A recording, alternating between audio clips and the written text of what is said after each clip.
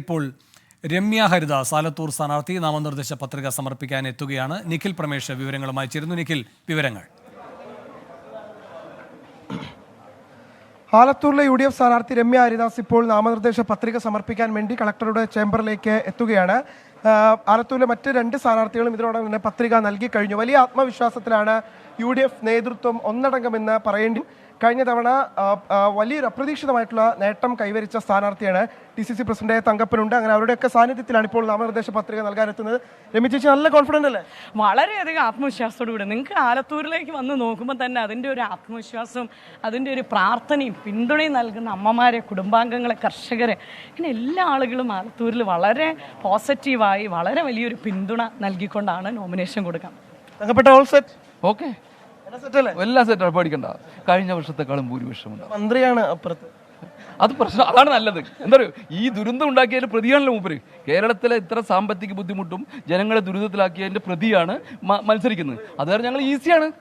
കാരണം ഇതിന്റെ ദുരന്തത്തിന് നായകനായിട്ടുള്ള ഒരു മെമ്പറാണ് മൂപ്പർ മത്സരിക്കുന്നത്. അപ്പോൾ ഓൾ ദി ബെസ്റ്റ്. നാമനിർദ്ദേശ പത്രിക നൽകാൻ അവർ ഈ കളക്ടറുടെ ചേംബറിനകത്തേക്ക് പ്രവേശിക്കുകയാണ്. ആലത്തൂരിൽ അവസാനം നോമിനേഷൻ നൽകുന്ന സ്ഥാനാർത്ഥിയാണ് രമ്യ ഹരിദാസ്. ഇന്നലെ TN സരസും അതോടൊപ്പം തന്നെ K രാധാകൃഷ്ണനും ഇന്നലെ നാമനിർദ്ദേശ പത്രിക നൽകി കഴിഞ്ഞു. എന്തായാലും ഏറ്റവും ശക്തമായിട്ടുള്ള ഒരു പോരാട്ടം നടക്കുന്ന ഒരു മണ്ഡലം ആലത്തൂർ എന്ന് പറയുമ്പോൾ മന്ത്രി K രാധാകൃഷ്ണൻ LDFിന് വേണ്ടി രംഗത്തെത്തുന്നത്. ഏറ്റവും മുതിർന്ന ആലത്തൂരിൽ UDF സ്ഥാനാർത്ഥി രമ്യ ഹരിദാസ് നാമനിർദ്ദേശ പത്രിക സമർപ്പിക്കാൻ കളക്ടറേറ്റിൽ എത്തിയിരിക്കുന്നു. വിശദാംശങ്ങൾ നിഖിൽ പ്രമേഷ് നൽകിയത്. ഷാഫി പറമ്പിലും വടകരയിലെ UDF സ്ഥാനാർത്ഥി അല്പസമയത്തിനകം നാമനിർദ്ദേശ പത്രിക സമർപ്പിക്കും. ഷാഫിയുടെ റോഡ് ഷോ പുരോഗമിക്കുകയാണ്. മിഥില ബാലൻ വിവരങ്ങളുമായി ചേരുന്നു. മിഥില, എന്തൊക്കെയാണ് വിവരങ്ങൾ? മുഴുവൻ ആളുകൾ അവിടെ നിൽക്കുക, എല്ലാവരും ഇവിടെ നിൽക്കുക. പ്രകടനമായിട്ട് ഇപ്പോൾ പത്രിക നൽകാൻ ഉപവരണാധികാരിയുടെ അടുത്തേക്ക് സ്ഥാനാർത്ഥി പോവുകയാണ്. ഇന്നത്തെ ഒരു പ്രത്യേകത എന്നത് സ്ത്രീകൾ മാത്രമാണ് ഈ ഒരു പ്രകടനത്തിലുള്ളത്. എനിക്കിപ്പം സ്ഥാനാർത്ഥി ചേരുന്നുണ്ട്, നമുക്ക് ചോദിച്ചു നോക്കാം. അല്ല, ഇവിടുത്തെ എല്ലാ ജനവിഭാഗങ്ങളുടെയും അകമഴിഞ്ഞ പിന്തുണ ഞങ്ങൾക്ക് ഇത്തവണ ലഭിക്കുന്നുണ്ട്. അതില് സ്ത്രീകളും പുരുഷന്മാരും കുട്ടികളും എല്ലാ മതത്തിൽ വിശ്വസിക്കുന്നവരും മതമില്ലാത്തവരുടെ ഒക്കെ നിറഞ്ഞ പിന്തുണയാണ് ഞങ്ങൾക്ക് കിട്ടുന്നത്. അതുകൊണ്ട് തന്നെ ഓരോ ദിവസവും തെരഞ്ഞെടുപ്പിൽ ജയിക്കാൻ കഴിയുമെന്നുള്ള ആത്മവിശ്വാസം ഞങ്ങൾക്ക് വർദ്ധിച്ചുകൊണ്ടേയിരിക്കുകയാണ്. വേണു, ഇന്നത്തെ ഒരു പ്രകടനത്തിലെ മുഖ്യാതിഥി ഉമ്മൻചാണ്ടിയുടെ മകൾ അച്ചു ഉമ്മനാണ്. അച്ചു, കഴിഞ്ഞ് വലിയ രീതിയിലുള്ള ഒരു ആൾക്കൂട്ടം, പ്രത്യേകിച്ച് സ്ത്രീകളാണ് ഇന്നത്തെ ഒരു പ്രകടനത്തിൽ ഷാഫിക്കൊപ്പം ഈ ഒരു പ്രകടന പത്രിക നൽകാനായിട്ട് പോയിക്കൊണ്ടിരിക്കുന്നത്. ഷാഫി പറമ്പിലിന്റെ റോഡ് ഷോ പുരോഗമിക്കുന്നു. ഇപ്പോൾ ആലപ്പുഴയിൽ നിന്നുള്ള ദൃശ്യങ്ങളാണ് വരുന്നത്. UDF സ്ഥാനാർത്ഥി KC വേണുഗോപാൽ നാമനിർദ്ദേശ പത്രിക നൽകാൻ ആലപ്പുഴ കളക്ടറേറ്റിൽ എത്തിയിരിക്കുന്നു. ശക്തമായ ത്രികോണ മത്സരം നടക്കുന്ന മണ്ഡലമാണ് ആലപ്പുഴ. CPMന്റെ ഏക സിറ്റിംഗ് MP ഉള്ള മണ്ഡലം കൂടിയാണ്. അവിടെയാണ് മണ്ഡലം തിരിച്ചുപിടിക്കാനുള്ള സാന്നിധ്യമായി മത്സരത്തിന് ചൂടേറ്റിക്കൊണ്ട് KC വേണുഗോപാൽ തന്നെ രംഗത്തെത്തിയിരിക്കുന്നത്. KC വേണുഗോപാൽ ഇപ്പോൾ നാമനിർദ്ദേശ പത്രിക നൽകാൻ കളക്ടറേറ്റിലെത്തിയിരിക്കുകയാണ്. മനീഷ് മഹിബാൽ ചേരുന്നു വിവരങ്ങളുമായി. മനീഷ്, എന്തൊക്കെയാണ് വിവരങ്ങൾ?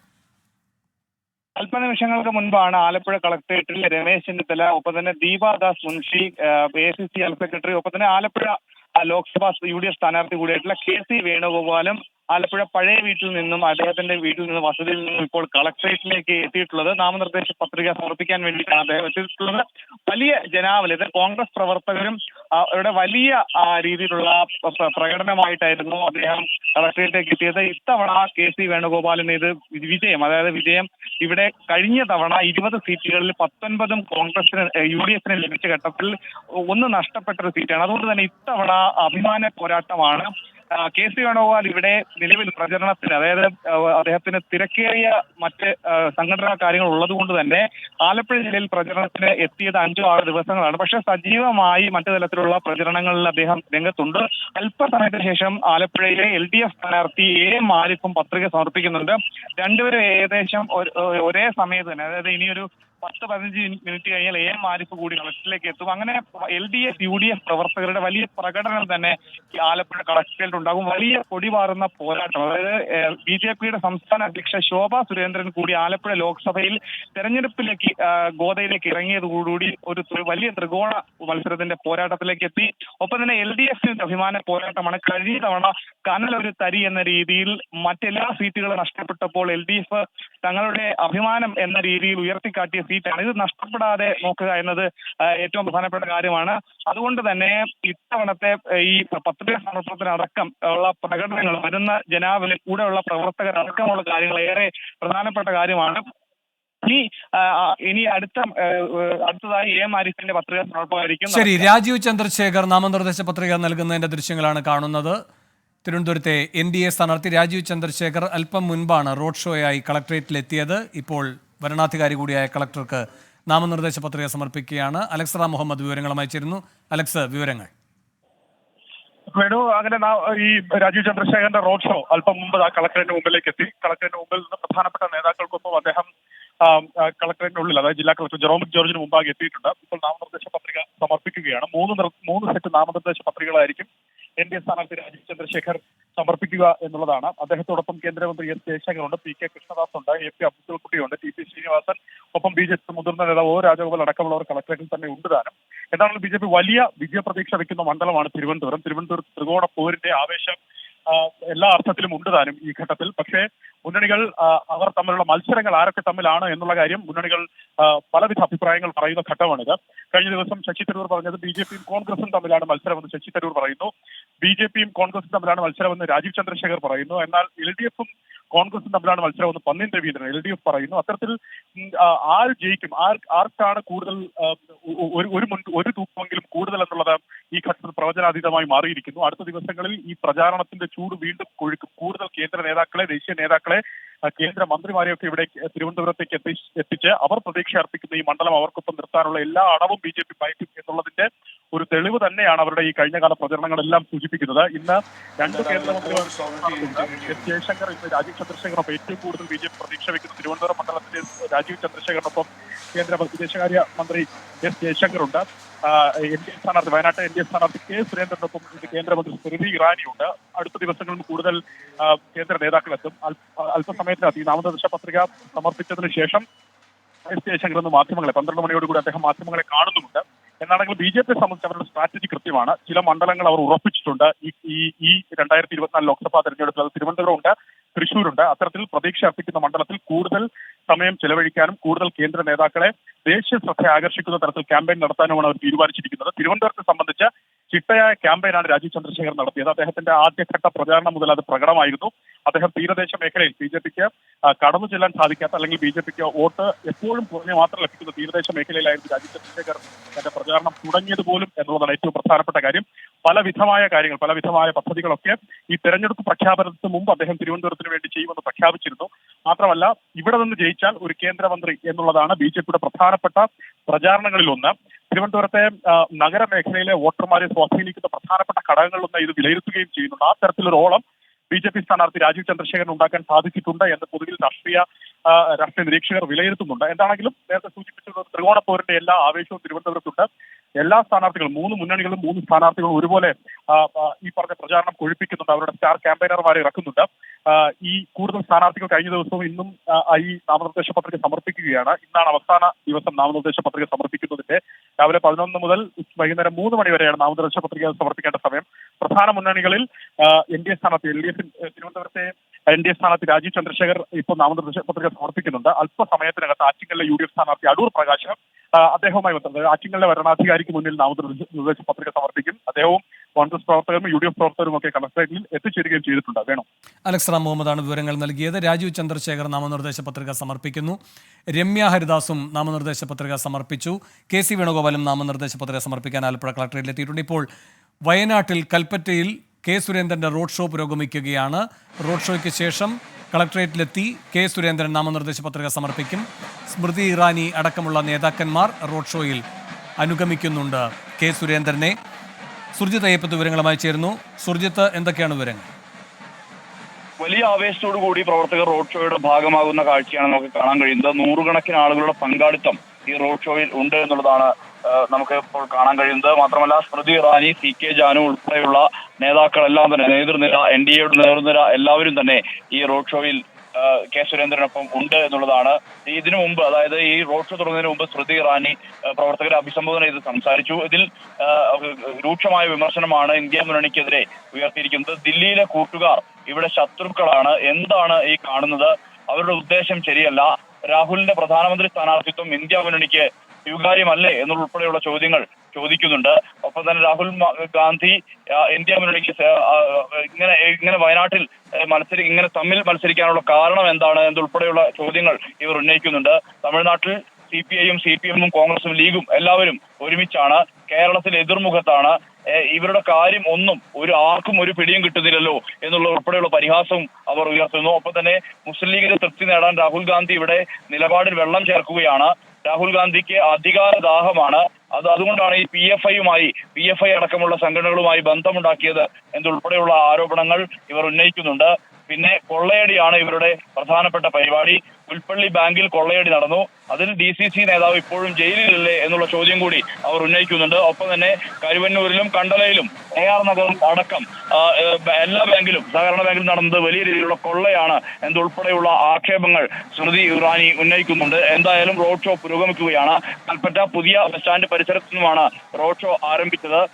ഇത് ഏതാണ്ട് ഒരു അരമണിക്കൂറിനകം തന്നെ കളക്ടറേറ്റിലേക്ക് എത്തി വരും. വളരെ പതുക്കെയാണ് ഈ തുറന്ന വാഹനത്തിൽ സ്ഥാനാർത്ഥിയെ വഹിച്ചുകൊണ്ടുള്ള റോഡ് ഷോ നടന്നുകൊണ്ടിരിക്കുന്നത്. അതുകൊണ്ട് തന്നെ അരമണിക്കൂറിനകം തന്നെ കളക്ടറേറ്റിലേക്ക് എത്തിച്ചേരും. പ്രവർത്തകരെ അഭിവാദ്യം ചെയ്തുകൊണ്ട് കൈവച്ച് കാണിച്ചുമെല്ലാം തന്നെ ഈ യാത്ര മുന്നോട്ട് പോയിക്കൊണ്ടിരിക്കുകയാണ്. ഇന്ത്യ മുന്നണിയുടെ 2 പ്രധാനപ്പെട്ട സ്ഥാനാർത്ഥികൾ വയനാട്ടിൽ മത്സരിക്കുന്നു. അതിന് മറുപടി എന്നവണ്ണം തന്നെയാണ് കെ സുരേന്ദ്രന്റെ മത്സര സാന്നിധ്യം കൊണ്ടുകൂടി ശ്രദ്ധേയമായ മണ്ഡലമായി വയനാട് ഇക്കുറി മാറിയിരിക്കുന്നത്. ശക്തനായ സ്ഥാനാർത്ഥിയെ നിർത്തണമെന്ന ആവശ്യം പാർട്ടിയുടെ കേന്ദ്ര നേതൃത്വമാണ് നിർദ്ദേശിച്ചത്. ഈ സാഹചര്യത്തിലാണ് കെ സുരേന്ദ്രൻ മത്സരിപ്പിക്കാൻ വേണ്ടി തീരുമാനിച്ചതും അദ്ദേഹം മത്സരരംഗത്തേക്ക് ഇറങ്ങി വന്നതും. ഇവിടെ താനും രാഹുൽ ഗാന്ധിയും തമ്മിലാണ് നേരിട്ട് മത്സരിക്കുന്നത് ഉൾപ്പെടെയുള്ള കാര്യങ്ങൾ അദ്ദേഹം ഉന്നയിക്കുന്ന സ്ഥിതി ഉണ്ടായിട്ടുണ്ട്. എന്തായാലും വളരെ വാശിയേറിയ പോരാട്ടത്തിലേക്ക് വയനാട് മാറിയിരിക്കുകയാണ്. ആനി രാജ, അതോടൊപ്പം തന്നെ രാഹുൽ ഗാന്ധി, കെ സുരേന്ദ്രൻ എന്നിവരുടെ മത്സര സാന്നിധ്യം കൊണ്ട് തന്നെ ഏറ്റവും പ്രധാനപ്പെട്ട ഒരു മണ്ഡലങ്ങളുടെ പട്ടികയിലേക്ക് ഈ വയനാട് മാറിയിരിക്കുന്നു. എന്തായാലും ഇന്ന് നോമിനേഷൻ പ്രക്രിയ പൂർത്തിയാകും. ഇതിനുശേഷം സ്ഥാനാർത്ഥിയുടെ പ്രചാരണ പരിപാടികൾ വീണ്ടും പുനരാരംഭിക്കും. കൂടുതൽ കേന്ദ്ര നേതാക്കൾ ഇവിടേക്ക് എത്തുമെന്നുള്ള വിവരമാണ് ലഭ്യമാക്കുന്നത്. നരേന്ദ്രമോദി അടക്കം ഇവിടേക്ക് എത്തിക്കാനുള്ള ശ്രമം നടക്കുന്നുണ്ട് എന്നുള്ള തരത്തിലാണ് BJPയുടെ ഭാഗത്ത് BJPയുടെ നേതാക്കൾ നമുക്ക് ലഭ്യമാകുന്ന വിവരം. എന്തായാലും ഈ റാലി മുന്നോട്ട് പോയിക്കൊണ്ടിരിക്കുകയാണ്. ആ റാലി ഒരു വലിയ രീതിയിലുള്ള പങ്കാളിത്തം ഉണ്ടാക്കാൻ വേണ്ടി കഴിഞ്ഞിട്ടുണ്ട്. വയനാട് ജില്ലയിൽ നിന്നും മാത്രമല്ല മറ്റ് മണ്ഡലങ്ങളിൽ നിന്ന് പോലും, അതായത് ചുരത്തിന് താഴെയുള്ള മറ്റ് മണ്ഡലങ്ങളിൽ നിന്ന് പോലും കൂടുതൽ പങ്കാളിത്തം ഉറപ്പാക്കാൻ BJP കഴിഞ്ഞിട്ടുണ്ട്. സ്ത്രീകളും കുട്ടികളും അടക്കമുള്ളവരുടെ വൻ നിര തന്നെ ഈ മഹാറാലിയിൽ പങ്കെടുത്തുകൊണ്ടിരിക്കുന്നുണ്ട്. നോമിനേഷൻ അരമണിക്കൂറിനകം, അതായത് ഏതാണ്ട് ഒരു 12 മണിയോടുകൂടി തന്നെ നോമിനേഷൻ നൽകും. സ്മൃതി ഇറാനിയുടെ പങ്കാളിത്തം കൂടി ഈ റാലിയെ സവിശേഷമാക്കുന്നുണ്ട്. എന്തായാലും റാലി മുന്നോട്ട് പോയിക്കൊണ്ടിരിക്കുകയാണ്. വേണു. ശരി, സുർജിത് അയ്യപ്പത്താണ് വയനാട്ടിൽ നിന്ന് വിവരങ്ങൾ നൽകുന്നത്. അവിടെ കെ സുരേന്ദ്രന്റെ റോഡ് ഷോ പുരോഗമിക്കുകയാണ്. അല്പസമയത്തിനകം കൽപ്പറ്റ കളക്ടറേറ്റിലെത്തി കെ സുരേന്ദ്രൻ നാമനിർദ്ദേശ പത്രിക സമർപ്പിക്കും. വടകരയിൽ ഷാഫി പറമ്പിലിന്റെ റോഡ് ഷോയും പുരോഗമിക്കുകയാണ്. വനിതകളെ മാത്രം പങ്കെടുപ്പിച്ചുകൊണ്ടുള്ള പ്രകടനമാണ് ഷാഫി പറമ്പിലിന്റെ നേതൃത്വത്തിൽ നടക്കുന്നത് എന്ന പ്രത്യേകതയുമുണ്ട്. KK രമ, അച്ചു ഉമ്മൻ തുടങ്ങിയ പ്രമുഖരും ഷാഫിക്കൊപ്പമുണ്ട്. മിഥില ബാലൻ വിവരങ്ങളുമായി ചേരുന്നു. മിഥില, വിശദാംശങ്ങൾ. വേണു, പ്രകടനം പുരോഗമിച്ചുകൊണ്ടിരിക്കുകയാണ്. ഉപവരണാധികാരിക്ക് മുന്നിലാണ് നാം പത്രിക സമർപ്പിക്കുക. ഇപ്പോൾ നമുക്കറിയാം, നമുക്കൊപ്പം അച്ചു ഉമ്മൻ ചേരുന്നുണ്ട്. അച്ചു, എങ്ങനെയാണ് ഈ തെരഞ്ഞെടുപ്പിനെ കാണുന്നത്? വളരെയധികം ശുഭാപ്തി വിശ്വാസത്തോടു കൂടിയാണ് UDFും കോൺഗ്രസും ഈ തെരഞ്ഞെടുപ്പിനെ കാണുന്നത്.